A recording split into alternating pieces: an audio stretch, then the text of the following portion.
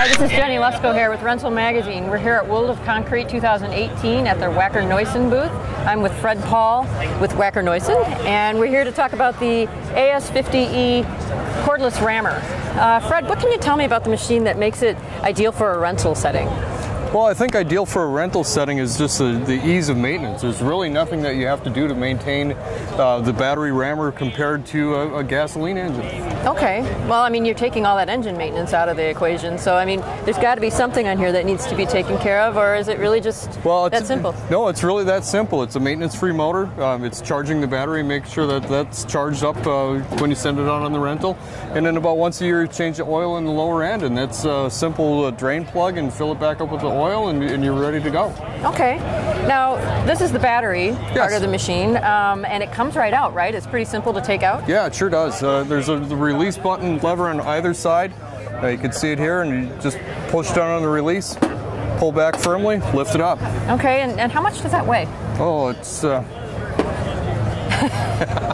I don't know. How much does this weigh? I'm going to say this is probably about 10 pounds or so. Okay, so anybody could take it out. It's that simple. Yeah, okay. Exactly. Does it change the way the machine kind of works? I mean, because it seems like, I don't know, I'm trying to compare it to a gas-powered machine. Does it change the way it feels when you operate it? You know, the battery itself doesn't change the way it feels, but the shock mount system that we have on this compared to a gasoline is a little different system. Okay. Okay, so this one, because it's designed for running in ultra-tight indoor conditions, the operator may at times want to put their hand on the front of the handle like you have it and run it from the side opposed to just running it from the back side. Got it. So really, it's because of the design and because of the application for this, we've gone to a vertical plane type of shock mounting system compared to just a pivot style that would be on the traditional gas rammer. So it feels a little bit more comfortable, not as much reverb to the operator,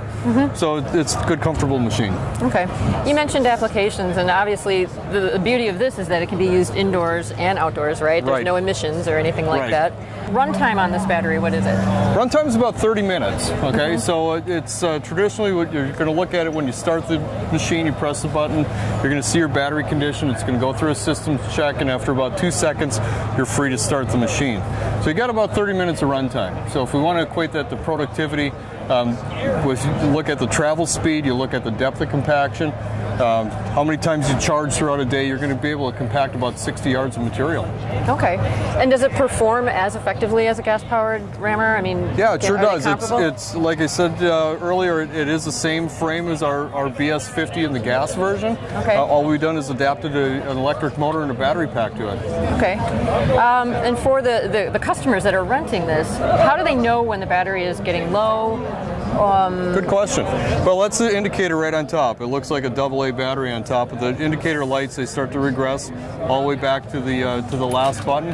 When the battery senses a low condition, it stops automatically. It's not like you'd have a cordless drill that starts to lose performance over time. When it's done, it's done. Okay. Okay. So then it's ready for another charge. Okay. So, you know, obviously in rental, they're all worried about return on investment. So how does the acquisition cost of this model compare to a comparable gas-powered model? Oh, it is more than a gas model.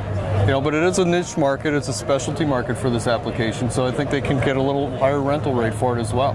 Okay. All right. One more question. I'm just wondering, when you start this, what exactly do you have to do? It's real simple. It's a push of the button. You can see that it goes through a battery check. You can see that we've got a little battery discharged, but it's been running here all day long, on and off. Once it's ready, all we do is step into position. We have a little release trigger, safety. Cranks up the speed, and there you go.